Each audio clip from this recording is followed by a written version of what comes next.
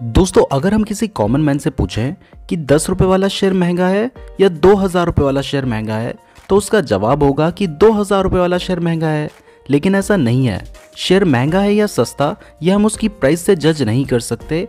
हो सकता है कि 10 रुपए वाला शेयर महंगा हो और 2000 रुपए वाला शेयर बहुत सस्ता हो। और ऐसा कैसे हो सकता है, ये इस वीडियो में मैं आपको बताने जा रहा हूँ। तो इस वीडियो को ध्यान से जरूर देखिएगा, क्योंकि अगर आप अंडर वैल्यूड यानी कि सस्ते और ओवर वैल्यूड यानी कि महंगे स्टॉक्स के बीच में फर्क करना सीख गए, तो आप सस्ते स्टॉक्स को खरीदकर अच्छा प्रॉफिट अर्न कर सकते हैं और महंगे स्टॉक्स को खरीदने की गलती आप नहीं करेंगे। वीडियो में आगे बढ़ने से पहले अगर आपके पास अपना डीमैट अकाउंट नहीं है, तो उस वीडियो के डिस्क्रिप्शन में मैंने आपको एंजल वन का लिंक दिया है, वहां से आप अपना फ्री डीमैट अकाउंट खुलवा सकते हैं। और अगर आप ज़ीरोधा में अकाउंट खुलवाना चाहते हैं तो मैंने उसका लिंक भी डिस्क्रिप्शन पे दिया है। वहां पे अकाउंट ओपनिंग चार्जेस 200 रुपीज़ है, तो डिस्क्रिप्शन जरूर चेक कर लीजिएगा।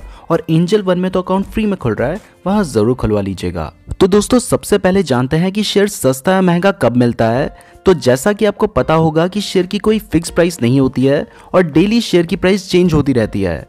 तो क्योंकि शेयर की प्राइस डेली चेंज हो रही है, तो हमारे लिए ये डिसाइड करना बहुत ज़्यादा ज़रूरी है कि शेयर को किस प्राइस में खरीदें या उसकी एक्चुअल प्राइस क्या है, ताकि वो शेयर हमें या तो फेयर प्राइस पे मिले या फिर सस्ता मिले। क्योंकि अगर हमें उसकी एक्चुअल वैल्यू नहीं पता होगी, तो हो सकता है कि हम उसे महंगे में खरीद लें और बाद में हमें लॉस हो जाए।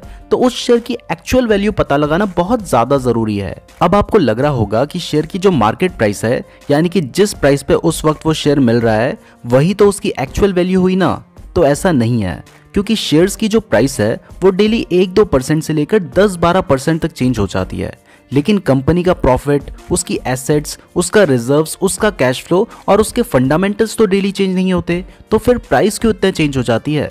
तो इसका रीजन है इन्वेस्टर्स का इंटरेस्ट, न्यूज एक्सेट्रा। मान लीजिए किसी कंपनी को लेकर न्यूज आ गई कि उस कंपनी को एक बड़ा प्रोजेक्ट मिलने वाला है, तो बहुत सारे इन्वेस्टर्स उस शेयर को बाय करेंगे, जिससे उसकी डिमांड बढ़ेगी और उसकी प्राइस भी बढ़ जाएगी। लेकिन अभी उसे प्रोजेक्ट मिला तो नहीं है, अभी उसे प्रॉफिट हुआ तो नहीं है, तो फिर शेयर की प्राइस क्यों बढ़ रही है? तो जनरली जब किसी स्टॉक को लेकर कोई पॉजिटिव न्यूज आती है, या फिर जो फेमस स्टॉक्स होते हैं वो ओवर वैल्यूड हो चुके होते हैं, क्योंकि बहुत सारे इन्वेस्टर्स उसमें इन्वेस्ट करते हैं, जिससे उसकी डिमांड बढ़ती है और उसकी प्राइस भी बढ़ जाती है। लेकिन क्योंकि उनके फंडामेंटल्स में कोई भी चेंज नहीं आया है, तो ऐसे वक्त में स्टॉक्स जनरली महंगे मिलते हैं। अब मान लीजिए कि अगर न्यूज आ गई कि उस कंपनी के हाथ से वो प्रोजेक्ट निकल गया, तो फिर बहुत सारे इन्वेस्टर्स उस स्टॉक को सेल करेंगे, जिससे उसकी सप्लाई बढ़ेगी और उसकी प्राइस गिर जाएगी। तो ऐसी सिचुएशन में भी जब कंपनी को कोई लॉस नहीं हुआ है, उसके फंडामेंटल्स खराब नहीं हुए हैं, लेकिन सिर्फ न्यूज की वजह से बहुत सारे सेलर उसको सेल कर रहे हैं, तो इसलिए उसकी प्राइस गिर गई है, तो इस वक्त पे शेयर अंडर वैल्यूड हो जाते हैं या अपनी एक्चुअल वैल्यू से सस्ते में मिलते हैं।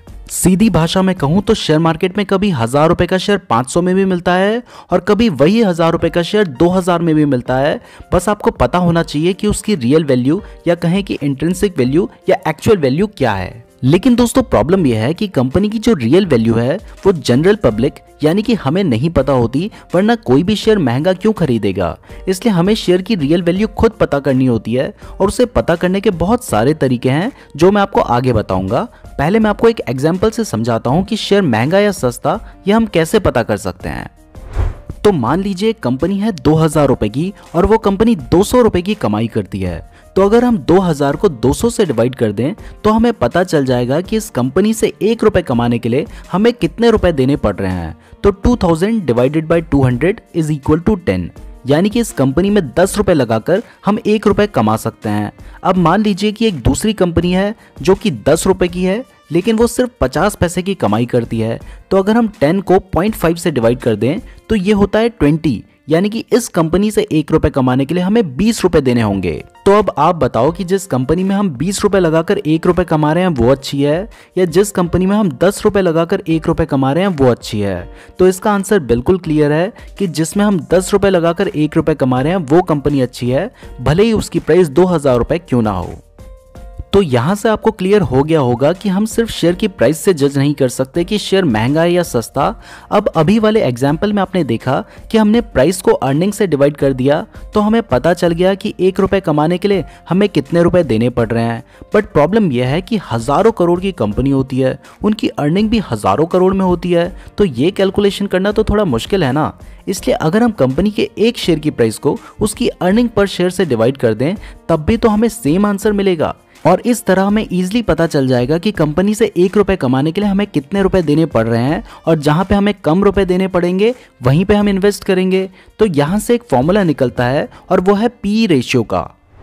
तो पी रेशियो यानी कि प्राइस अर्निंग रेशियो निकालने के लिए हमें कंपनी के एक शेयर की प्राइस को उसके अर्निंग पर शेयर से डिवाइड करना होगा और हमें पी रेशियो मिल जाएगा। लेकिन इतनी मेहनत भी कौन करे, इसलिए आजकल जिस भी वेबसाइट पे आप स्टॉक की डिटेल्स चेक करते हैं, चाहे आप मनी कंट्रोल में करते हैं, ग्रो में करते हैं, IIFL में करते हैं, एंजल ब्रोकिंग में करते हैं, चाहे जहां पर भी करते हैं, वहां पर पी रेशियो भी मेंशन होता है, तो आप वहां पर चेक कर सकते हैं।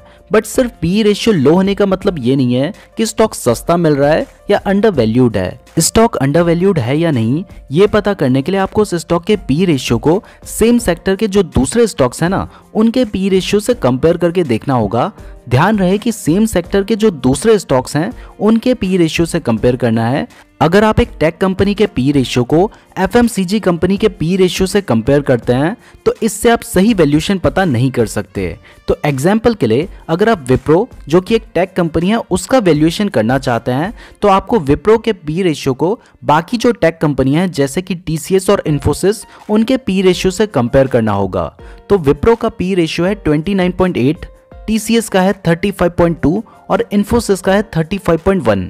तो अगर बाकी फंडामेंटल्स में बहुत ज्यादा फर्क ना हो तो हम कह सकते हैं कि विप्रो का वैल्यूएशन बाकी टेक कंपनी से बेटर है। दोस्तों, इसके अलावा आप करंट पी रेशियो को उसके मीडियन पी रेशियो से कंपेयर करके भी देख सकते हैं कि स्टॉक ओवर वैल्यूड है या अंडर वैल्यूड। अगर current P ratio median P ratio से ज्यादा है तो आप समझ सकते हैं कि ये स्टॉक अभी ओवर वैल्यूड है, और अगर कम है तो स्टॉक अंडर वैल्यूड है।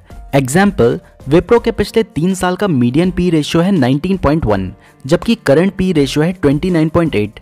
तो पिछले 3 साल के हिसाब से कंपनी ओवर वैल्यूड नजर आती है। लेकिन अगर पिछले 3 महीने की बात करें तो पिछले 3 महीने का मीडियन पी रेशियो है 30.8 और करंट पी रेशियो है 29.8। तो पिछले 3 महीने के हिसाब से कंपनी अंडर वैल्यूड नजर आ रही है। ध्यान रहे कि शेयर की प्राइस डेली चेंज होती है, तो पी रेशियो भी डेली चेंज होता है। तो दोस्तों, पी रेशियो एक तरीका है कंपनी का वैल्यूएशन पता करने का, लेकिन इसके अलावा और भी तरीके हैं जैसे कि PEG रेशियो। तो अगर हम ये पता करना चाहते हैं कि कंपनी का सही पी रेशियो कितना होना चाहिए, तो ये उसकी ग्रोथ पर भी तो डिपेंड करता है ना। अगर एक कंपनी अपने सेक्टर की बाकी कंपनी से फास्ट ग्रो कर रही है तो हम उस पर इन्वेस्ट करेंगे ना, भले ही उसका पी रेशियो थोड़ा ज्यादा क्यों ना हो। तो इसके लिए हमें PEG रेशियो चेक करना होता है, यानी कि प्राइस अर्निंग ग्रोथ रेशियो। तो PEG रेशियो का फॉर्मूला है P ratio divided by earning growth rate. तो कंपनी का जो फ्यूचर ग्रोथ रेट है वो तो हमें पता नहीं होता, इसलिए जनरली हम उसके प्रेजेंट ग्रोथ रेट से ही डिवाइड कर लेते हैं। लेकिन इसमें भी आपको मेहनत करने की जरूरत नहीं है, बहुत सारी वेबसाइट में डिटेल्स मिल जाती है। तो आप किसी भी कंपनी का PEG रेशियो मनी कंट्रोल और ग्रो जैसी वेबसाइट्स में देख सकते हैं।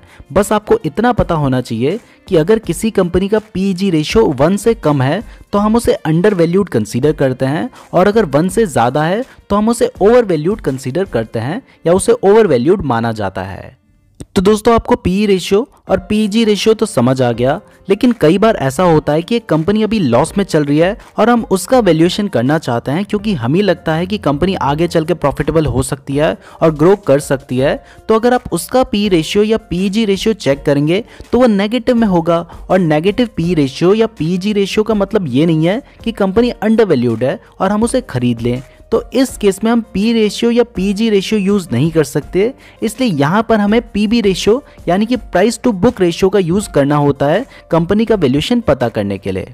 तो PB रेशियो को समझने के लिए पहले हमें बुक वैल्यू को समझना होगा। तो बुक वैल्यू का मतलब होता है कि अगर आप कंपनी के सभी टेंजिबल एसेट्स मतलब कंपनी की प्रॉपर्टी, मशीन्स एक्सेट्रा को बेच दें और उसकी लायबिलिटीज यानी कि लोन को चुका दें, तो उसके बाद जो पैसा बचेगा वो होगा बुक वैल्यू।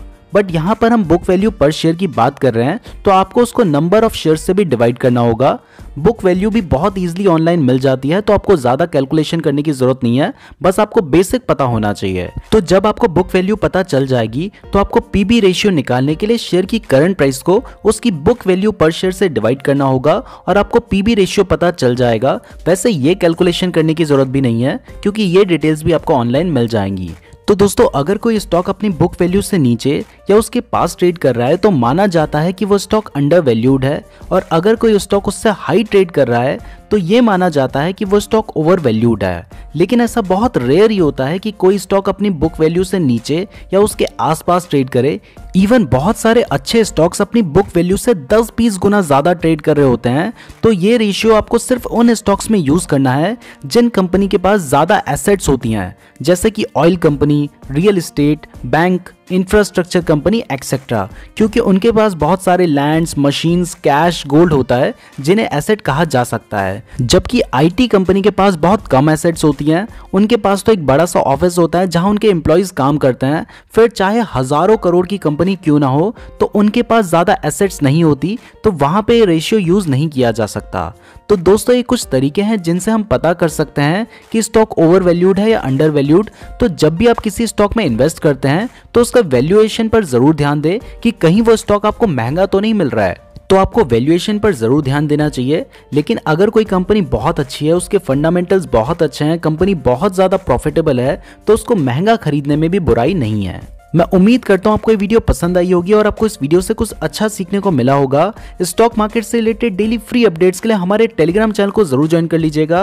और अगर आपके पास अपना डीमैट अकाउंट नहीं है तो एंजल वन में अपना फ्री डीमैट अकाउंट जरूर खुलवा लीजिएगा। सभी चीजों का लिंक डिस्क्रिप्शन पे दिया गया है। वीडियो पसंद आई है तो लाइक जरूर कीजिएगा। इस तरीके की और वीडियोस देखने के लिए चैनल को जरूर सब्सक्राइब कर दीजिएगा। और अगर आपने यहाँ तक वीडियो देखी है तो आप हमारे लिए बहुत ज्यादा स्पेशल हैं, कमेंट करके जरूर बताइएगा। धन्यवाद।